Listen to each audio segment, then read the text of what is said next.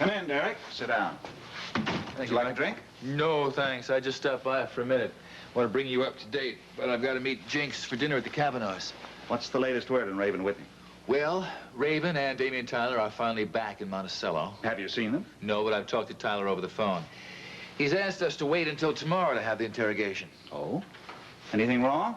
Well, he's got a serious sprain, and it seems Raven is exhausted. Did Tyler give you more details? From what he said, Mike, I don't think you jumped the gun when you told Gavin Wiley that things looked good for him. He seems to think he's got an airtight case against Whitney for both murders, Gunther and Bobby Gerard. That's a great relief, Derek. I wasn't looking forward to seeing this case going to trial. It's a relief for all of us, and especially for Gavin Wiley. And thank God I let Tyler go to Switzerland after all. He did quite a job there. Then we're all in his debt. Ah, well, the person I most want to see. Hi, sweetheart. Hello, Nancy. Hello, Derek. How are you? Oh, I'm a little exhausted. I just did a round trip to Redstone Penitentiary. To Redstone? What on earth were you doing there? Oh, well, it's something of a long story, Derek. Well, please excuse me, you two. I am late for meeting Jinx. Oh, all right. Say hello to her for me. I will do that. Okay. I'll see you later. Probably see you tomorrow, Mike. Okay. Good night. Good night, Derek. Bye. Well, what happened? Did you see Beth Bryson? Yes, I did, and she's pathetic. Well, I'm sorry, but it's difficult to have much sympathy for her. Well, I think you might have had some, Mike, if you saw her. Was it informative? Mm-hmm, yeah. And?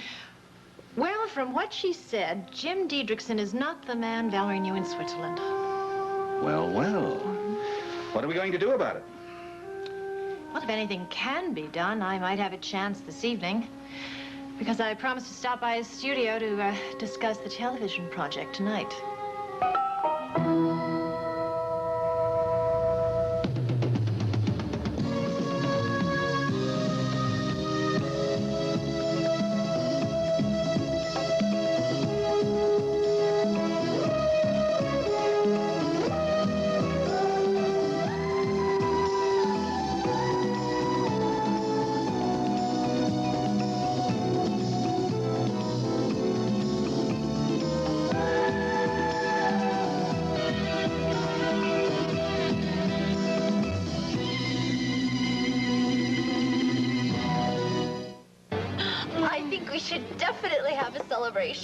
Gavin is going to be a free man, and everything's beautiful.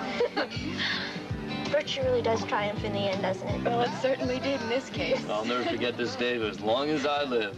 Now, Cliff, you sure there's not going to be a trial now? I still can't believe it. Oh, I believe it. More importantly, my car believes it. Well, why are you looking so depressed then? Cliff, you should be happy that Gavin will be exonerated. Oh, I am, really.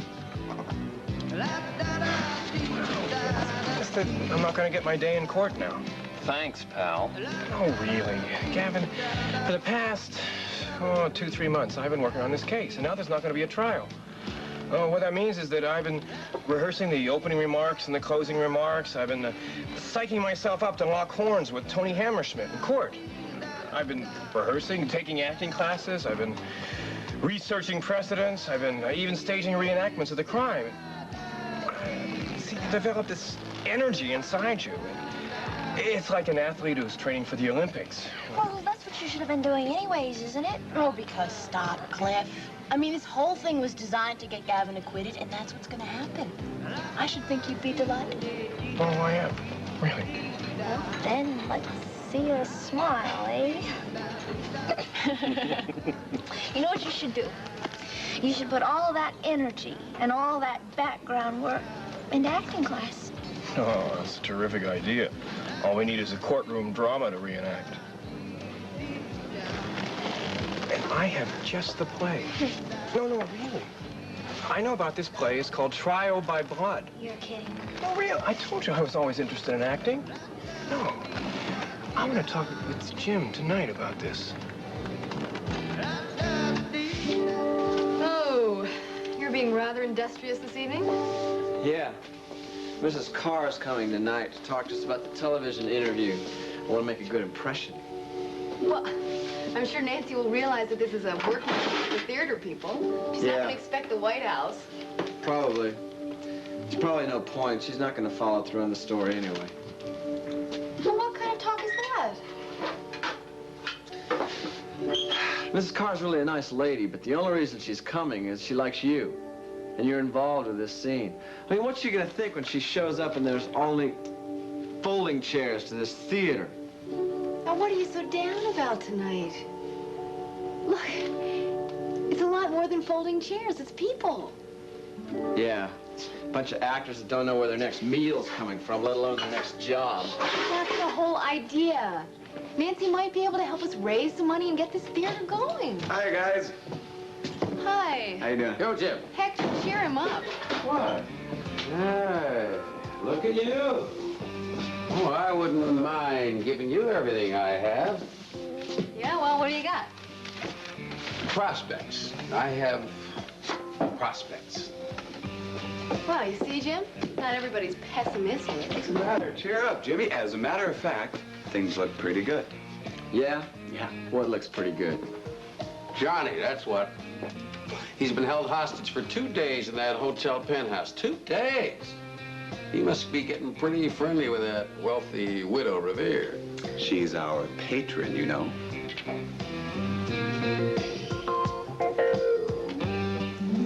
I really am enjoying this food, Mrs. Revere. Well, I'm glad you can appreciate it, Johnny. There's hope for you yet. And that steak we had last night, it was the best I've had in months. It was beef Wellington, sir. Damn good butcher. Not the name of the butcher, sir. He was a soldier. Oh, well, same difference. Shall I pour the wine, Mrs. Revere? Yes, please. I hope you'll approve of the wine, darling. It's a simple Bordeaux. What year is it, Gregory? 57, madam. 57.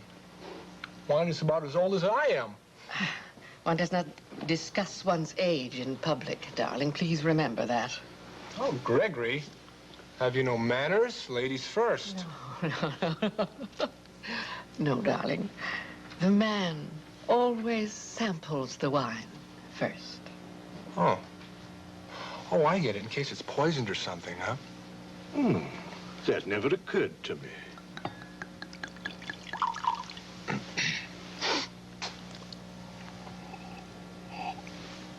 Is the wine satisfactory, sir? Very good, Gregory. Not too cold, though. Red wine is always served at room temperature. Well, then I guess I'd like it in a cold room.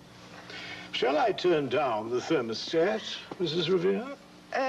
Why don't you just serve the main course now? Very good, madam. You know, I really am having a nice time, Mrs. Revere. I'm glad. I want you to be happy. If I make you happy, you will make me happy. It's a comforting rule of nature, don't you think? Yeah, but there's only one thing. Yes? You know, I think I should check in with my friends down at the studio. I think they're getting kind of worried about me. You know, the actor's studio, I talked about it before? Yes, I do. Poverty-struck actors, I take it. But then, is there another kind? Well, they just need a little bit of money to get going, you know. Well, now that we're on the subject, if, just in case, the thought should happen to occur to you that I might sponsor their enterprise, just knock it out of your beautiful head. I won't. Oh, I never thought that... I will give you all the little trinkets your heart desires, but I will not waste money on the theater. I have been burned 3 times. The first time we closed in Philadelphia. The second time we closed during the previews. And the third time we closed on opening night. No, I have had enough turkeys to last me a lifetime. I'll stick to squab. Huh? Please serve it, Gregory. Certainly, madam. Squab? What's squab? Pigeon, sir. And if I may say so, sir, the only pigeon you are likely to find in this household.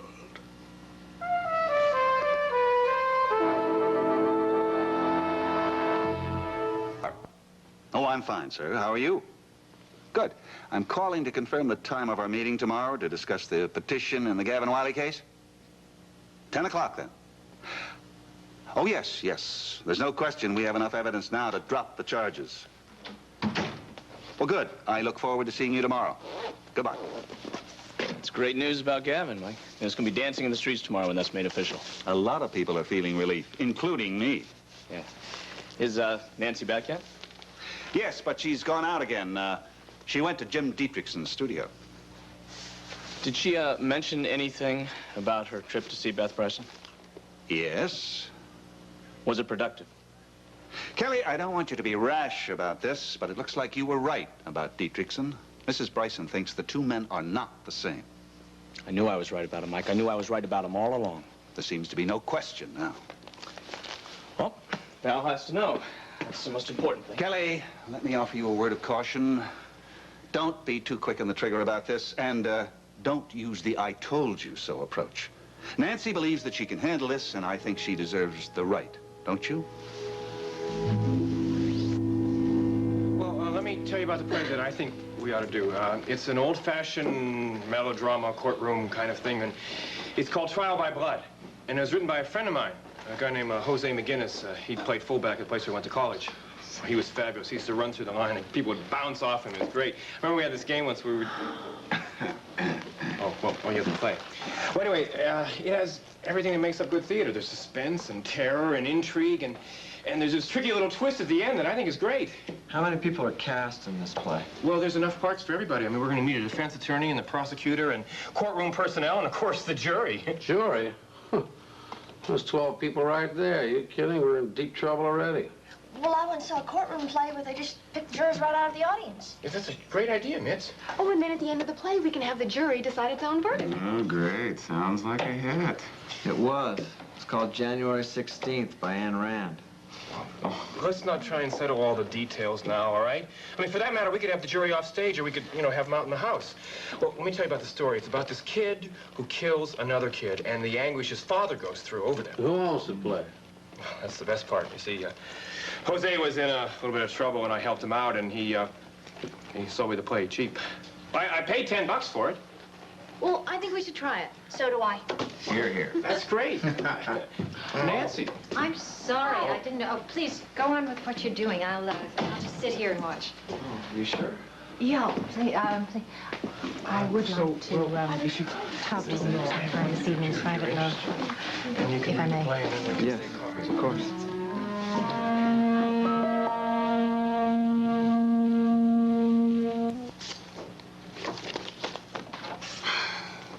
May I be of any help? Would help plenty if you'd vacate the premises. Mrs. Goodman, my working late allowed Mrs. Kavanaugh to come home early and dress for her dinner party. Of course, I was delighted to do it. Oh. I understand the chief of police and Miss Avery are their guests tonight. That's not my business, nor yours. I would love to be here. Wouldn't it be fun to watch? Why? Do you know what a beard is, Mrs. Goodman? Well, of course I know what a beard is. I'm not stupid. The beard I mean is a third party who's brought in to hide an affair between two other parties. Beard, disguise, get it? You are really awful. All your promises to give up gossiping just meant nothing, did they? Is everything all right, Mrs. Goodman? Depends on how you look at it. I think I'll just get my things and go now. All right, Nora. I don't think Mrs. Goodman is any more enthusiastic about this evening than I am.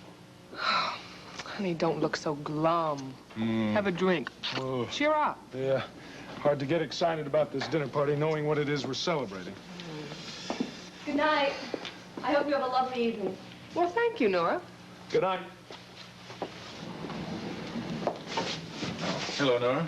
Chief Mallory, let me take your coat. Oh, thank you. Hello, Nicole. Hi, Derek. Hello, Miles. Hello, Chief. Is Jinx not here yet? No, not yet. Oh, great. Now I know what I can look forward to after we're married. It's already half an hour late. Well, I guess I'm a half an hour late myself. I'm sorry. I stopped by Mike's house on my way over. All right, you're just in time for the first drink. We have so much to celebrate tonight. Not only your engagement to Jinx, but the good news for Jody and Gavin as well. This is one of the happiest times I think I can remember. I think I'll check on dinner. I have a feeling Mrs. Goodman needs a little coddling. It's happy times for everybody tonight, isn't it? Scotch and soda. Right? I assume that the court is going to release Gavin out of my custody and right into Jody's. He won't mind that, I'm sure. Just as I'm not going to mind being in Jinx's custody. Oh, by the way, the date is set. Next Saturday. So soon? Don't you think it'd be smart to wait a little bit? I mean, I know that Jinx is always in a rush, but still, most women like to have a little time to plan these things. No, I'm the one who's in a hurry. Miles, I've been alone too long. Yeah, well, I still think it'd be smart to have a little bit of an engagement, maybe a month or two, don't you think? The hell do you mean by that? Well, look, I'm just speaking as your friend. I like Jinx an awful lot, but she does have problems. We all have Miles, problems. Don't you think you ought to get to know each other a little bit better? What are you getting at? Nothing, really. It's just that this is a very important step, and I think you might be a little bit more cautious about it, that's all. Are you suggesting that if I wait a while, I might change my mind? No, but such things have happened in the past. I thought you were my friend, Miles. Oh, you know damn good and well I'm your friend. Well, if you're my friend, then please don't make any more suggestions like that one, all right?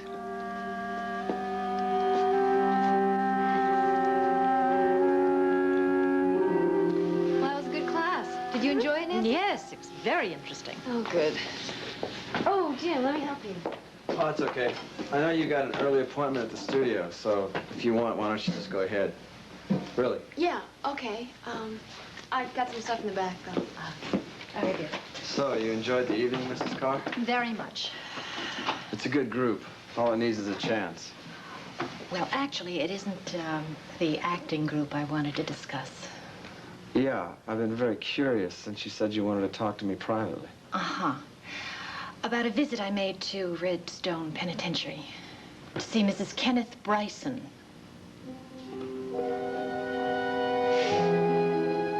You know the truth, don't you?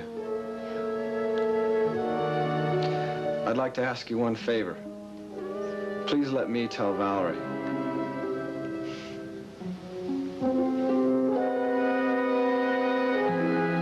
How did this happen? Whatever possessed you? It was a lark, really. I was sitting in the California sunshine on Sunset Strip, reading a fascinating newspaper article about some mysterious stranger who was bandaged that this beautiful millionairess, Valerie Bryson, was looking for. That man had my name. He was a Marine in Vietnam. He was a poet. He was my age. There were just too many coincidences. This was a chance of a lifetime, and so I had to take it. I had to find out more. Did you go to Switzerland? Yes. My life in California was falling apart. I hadn't taken a vacation in 2 years. And so I took a walking tour in the Alps. And while I was in Switzerland, I went to Lucerne. And I visited the Bryson Clinic there. And I interviewed some of the help. Goodness, you were thorough, weren't you? Yes. And when I came back to the United States, I came to Monticello to use the knowledge that I'd gathered and decide whether I was going to stay here or not. Would you mind telling me how you expected to get away with something like this for any length of time? Arrogance. I'm a good actor. And it was like doing research on a new character. But the most important thing about all of this in Monticello and the mysteries of Jim Dedrickson was Valerie. I found Valerie. And that's why it was so important that I kept my cover. The last Jim Dedrickson hurt her so badly. I didn't want to lose her or hurt her by telling her the truth.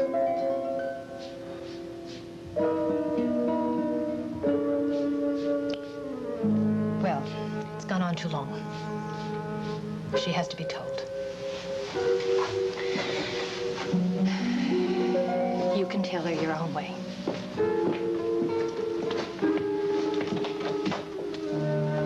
Goodbye.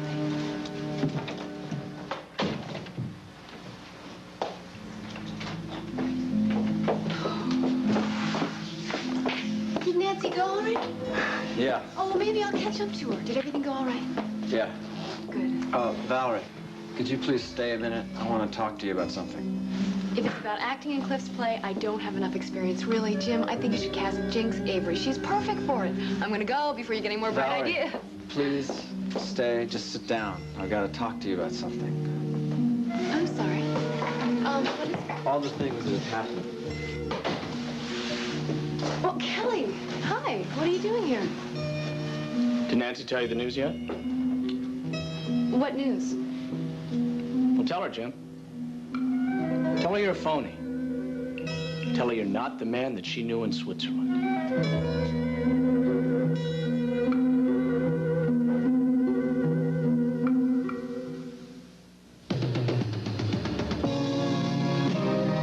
Seems as though a harmony is hard to find. Always on my mind. And frustrated days pass without sight. The edge of night